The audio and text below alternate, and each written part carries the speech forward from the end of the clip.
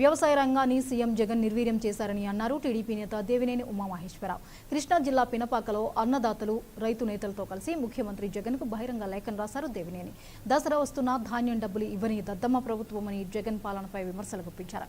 కేవలం 3 ఏళ్ల పాలనలోనే రాష్ట్రాన్ని అప్పుల ఊబిలోకి నెట్టేశారని ఆగ్రహం వ్యక్తం చేశారు. తాడేపల్లిలో కూర్చుని వర్ధంతి, పుట్టినరోజులు చేస్తూ చెత్త బండ్లకు జెండాలు ఊపుతున్నారని విమర్శలు గుప్పించారు. పేదవాడి ముద్దను బ్లాక్ మార్కెట్లో లాగేసుకుంటోందని ఆరోపించారు.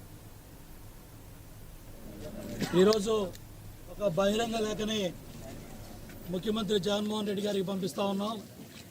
వ్యవసాయ రంగాన్ని సంక్షోభంలో పెట్టి, వ్యవసాయ రంగాన్ని నాశనం చేసి, ఇటు సాగునీటి రంగం, వ్యవసాయ రంగం, ఈ 2 రంగాలు కూడా 2 కళ్ళలాగా ఉండేవి.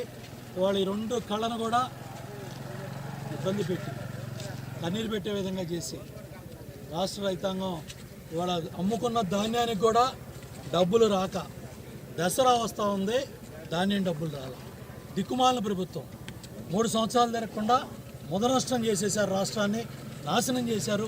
ఒక్క ఛాన్స్ అని అధికారంలోకి వచ్చి ఇవాళ తాడేపల్లిలో పడుకొని ఆయన ఏంటయ్యా తద్దినాలు, వర్ధంతులు, పుట్టినరోజులు, శాసనసభ్యులు, మంత్రుల పిల్లల పెళ్ళిళ్ళు, చెత్త బళ్ళకి జెండా ఊపటం, డబ్బా బళ్ళకి జెండా ఊపటం, ఆ జెండా ఊపే ఆ బియ్యం బండి కిలో 10 రూపాయలకి బియ్యం కొనుక్కెళ్తున్నారు. అతను కూర్చొని పబ్జీ ఆడుకుంటా ఉన్నాడు.